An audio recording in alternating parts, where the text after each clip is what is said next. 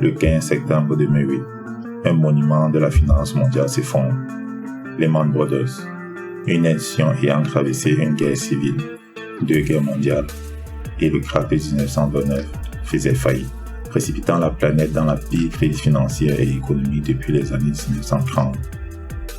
Face à un tel événement d'une ampleur inédite, les États et les banques centrales interviennent alors massivement pour sauver le système bancaire. Pratiquement 15 ans plus tard, alors que nombreux sont les pays à encore souffrir de cette crise, certains éléments de l'histoire se remettent en place. Mars 2023, en moins de 4 jours, 3 banques américaines font faillite. Il s'agit de Silver Bank, de la Silicon Valley Bank et de Signature Bank, provoquant une onde de choc sur la planète finance. En Europe, la situation reste très préoccupante. Le numéro 2 bancaire, Helvetia, Crédit Suisse, est racheté par le numéro 1, UBS, un sauvetage organisé à la hâte avec l'aide du gouvernement suisse pour éviter à tout prix la faillite.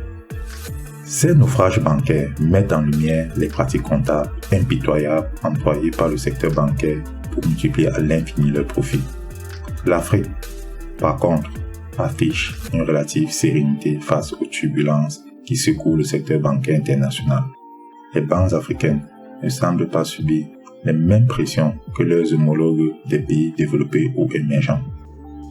Dans un contexte vacillant pour le secteur bancaire occidental, qui est jusqu'à présent la locomotive de la finance mondiale, ne faut-il pas craindre un scénario catastrophe pour l'industrie bancaire africaine? Plus globalement, comment des institutions bancaires mondiales prestigieuses, extrêmement régulées, arrivent-elles à faire faillite? Ici, je vous dévoiler les pratiques cachées derrière ces nombreuses faillites bancaires. Bien que les banques fassent beaucoup de choses, leur business model est de prendre des dépôts de court terme et de les transformer en crédits de long terme en prenant leur commission au milieu. Les dépôts peuvent être à vue, cas d'un compte courant ou disponibles avec certaines restrictions, cas de dépôts d'épargne et dépôts à terme. Les déposants peuvent être des personnes, des ménages, des entreprises financières et non financières, des États ou des collectivités locales. Il en va de même pour les emprunteurs. À un moment donné, certains déposants ont besoin de leur argent, mais ce n'est pas le cas de tous. Cela permet aux banques d'utiliser les dépôts à court terme pour faire des prêts de plus longue durée, selon un processus de transformation des échéances, c'est-à-dire de conversion des passifs à court terme, le cas des dépôts, en actifs à long terme, le cas des prêts. Les banques versent moins d'intérêts aux déposants qu'elles ne reçoivent des emprunteurs. La différence représente généralement l'essentiel de leurs revenus dans la plupart des pays.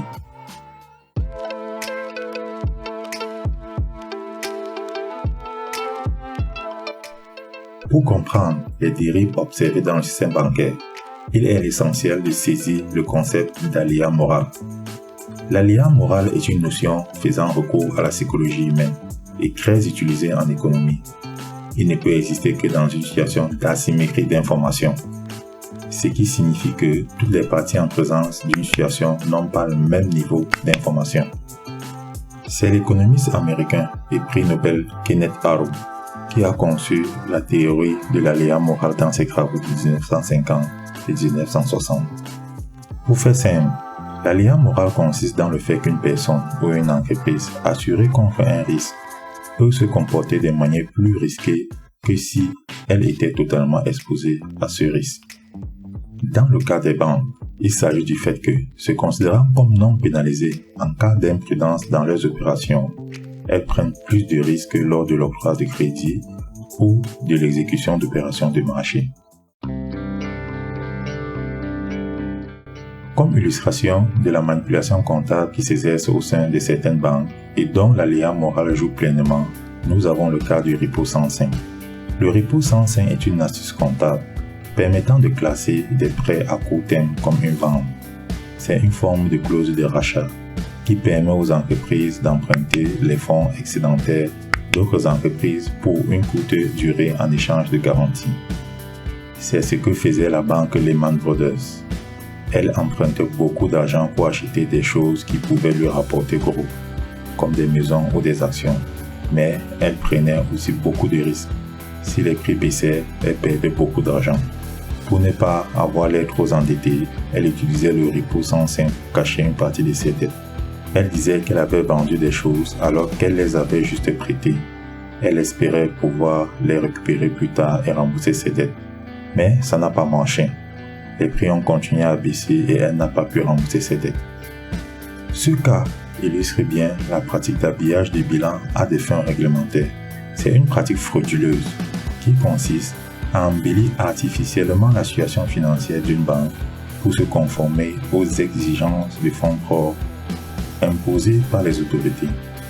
Plusieurs scandales ont révélé l'ampleur de ce phénomène, comme celui de la banque Wells Fargo aux États-Unis ou celui de la banque Monte dei Paschi di Siena en Italie. Et selon la Banque des règlements internationaux, cette pratique est encore courante.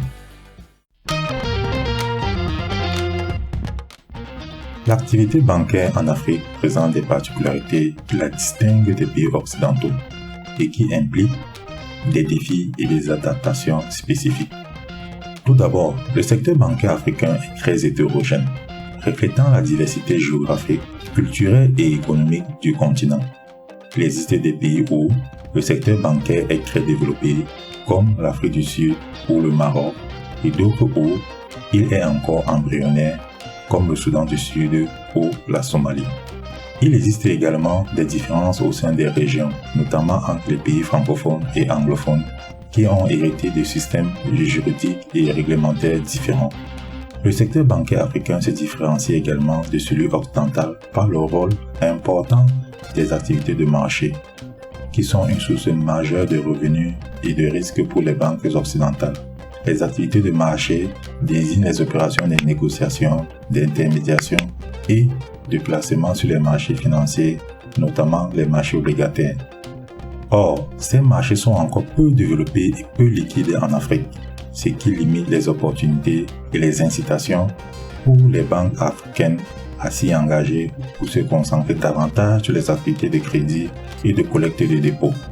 Selon le rapport de la Banque européenne d'investissement sur le secteur bancaire en Afrique, les revenus générés par les activités de marché ne représentent que 7% du produit net des banques africaines en 2018, contre 18% pour les banques européennes et 25% pour les banques américaines.